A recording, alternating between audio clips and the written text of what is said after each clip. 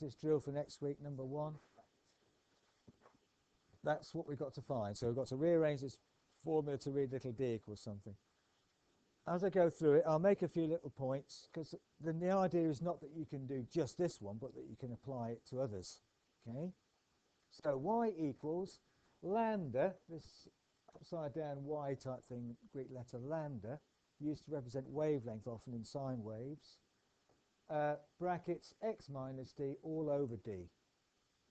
And we've got to rearrange it for little d. The first thing to recognise is that actually it appears twice, and that's not uncommon.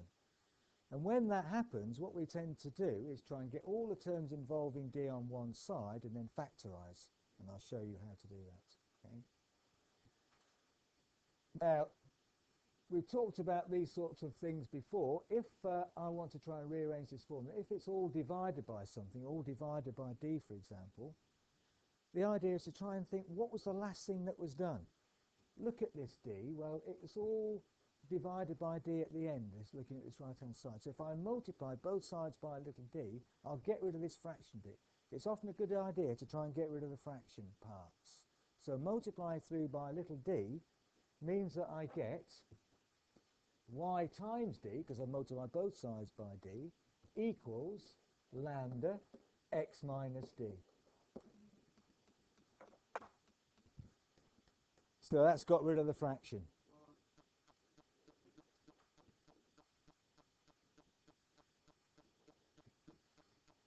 Then I multiply out the brackets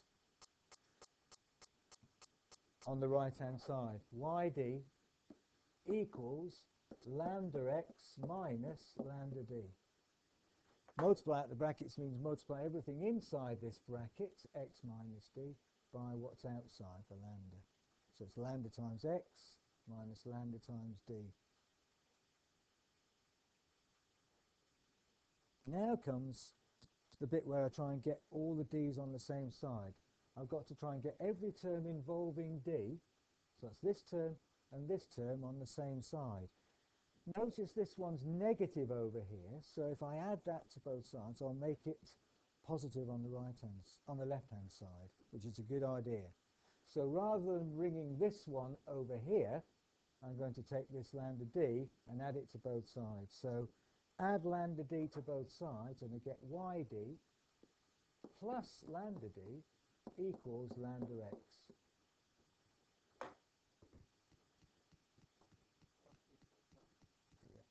So now I've got all the terms involving d on the same side, which is what I'm after doing. I've got rid of all the fractions. Now factorise. Factorise means I take outside a bracket what's common to both terms. In that case, this is d. Look, d is common to both terms. Take d outside the bracket, and to decide what I'm left with inside, I ask myself, what have I got to times this d by to get back to yd? Answer, y. So y is what's inside the bracket. What have I got to times d by to get back to lambda d? Answer, lambda. So y plus lambda is inside the bracket equals lambda x. Lambda, in this case, we don't know what lambda represents, but it often represents wavelength in the formula.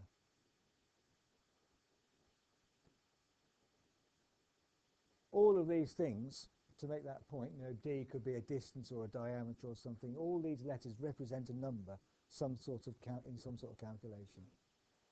Now we're almost there, because d, which you remember what I'm after d, has been multiplied by this whole bracket. So divide by the bracket and you'll get rid of it. d equals lambda x, which is what was on the right-hand side already, all divided by y plus lambda. And done. I've rearranged this formula so that it now reads little d equals something.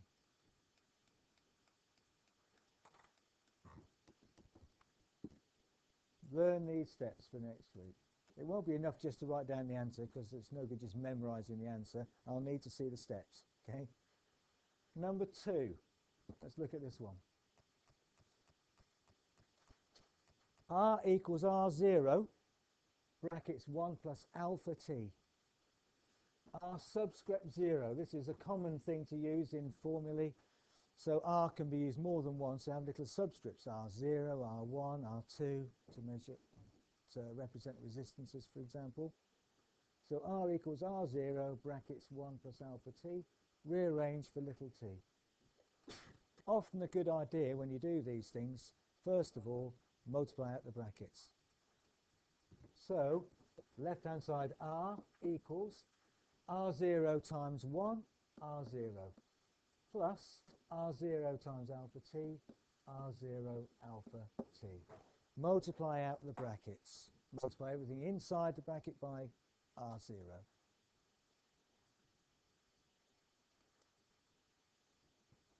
Remember, I'm after t, so t has been multiplied by r0 alpha, so I'm going to want to divide, but before I do that, I get rid of this r0 that's on there. So r0 is added, so subtract r0 from both sides, and you get r minus r0 equals r0 alpha t. So subtract r0 from both sides.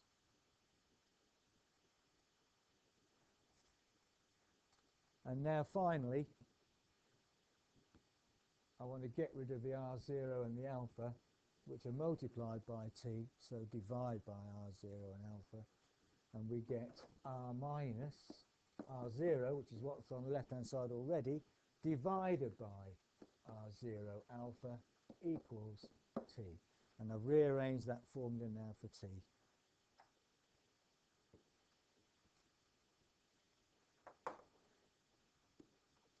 So in this formula, this is actually a common formula to find the period of a pendulum, the time it takes for one swing of some sort of oscillating mechanism.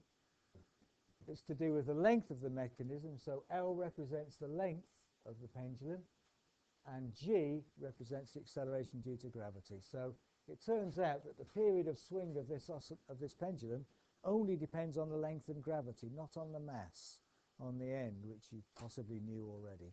It's got nothing to do with that. So there's the formula. T equals 2 pi square root L over G. Rearrange to read L equals something. I want to find the length of this pendulum, so rearrange for L.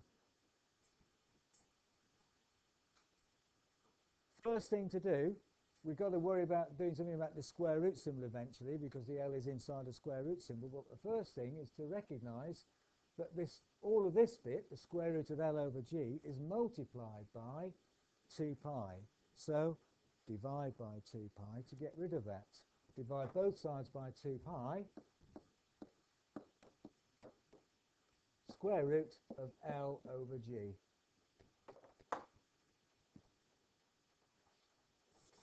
Now, the right-hand side is square rooted. I want to get rid of that, so square it. Square both sides. How do I show that the left-hand side is now squared? I put a bracket round it and square it. Equals L over G.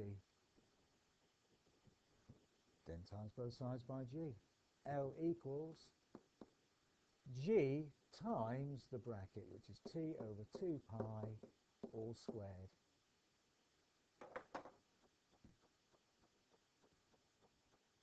Oh, okay.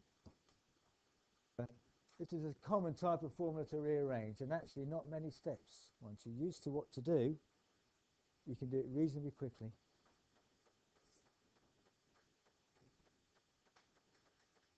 If you need more practice on these, use the video clips. I've gone through loads of examples in the textbook on the chapter on formulae. Find them. They're easy to find, the video clips, and go through some. The more you do, the easier it gets. Okay, next. 5 questions altogether. We're going to be moving on when we come on to assignment 1, a bit more algebra. So simplify this. Okay, let's have a look at it. Multiply out. If we want to simplify this, what we do is we multiply out the brackets and then collect like terms. So that means I multiply the first bracket, 2x minus 4y, by x. Every term in the first bracket times by x. So x times 2x gives me 2x squared. X times minus 4y gives me minus 4xy.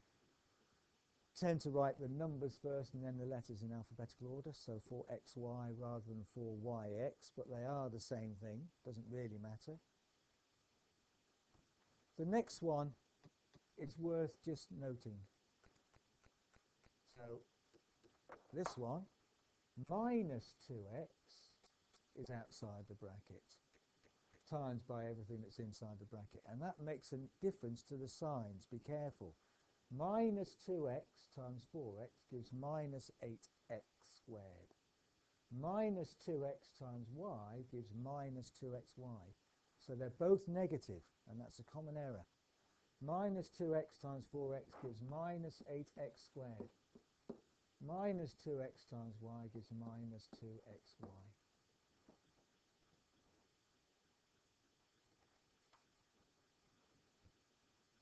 Now I can get together like terms. All the x squareds can be added together. I've got 2 lots of x squared minus 8 lots of x squared is minus 6 lots of x squared.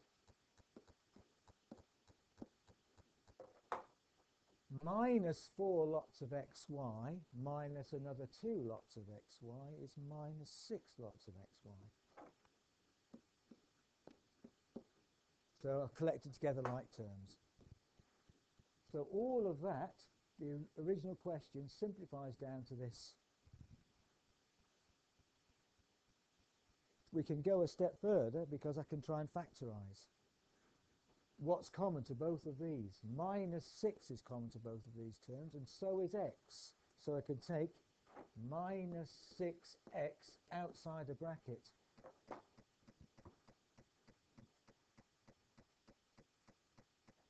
And then, what's inside the bracket? What have I got to times minus 6x by to get minus 6x squared? X. And here's the awkward one. What have I got to times minus 6x by to get minus 6xy? Plus or minus? Positive, right. So this must be a plus y, not minus. And when it comes to the assignment, I suggest you do this. When you think you've factorised it, multiply it back out, and you should get back to this. Minus 6x times x gets back to minus 6x squared. Minus 6x times y gives minus 6xy. That's a good check. Okay, so that's question number 4. That's simplified. All of this, original question here, look, simplifies down to just that.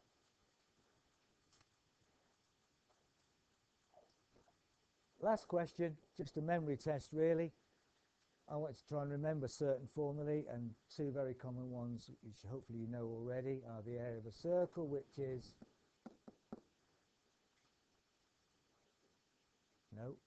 pi r squared,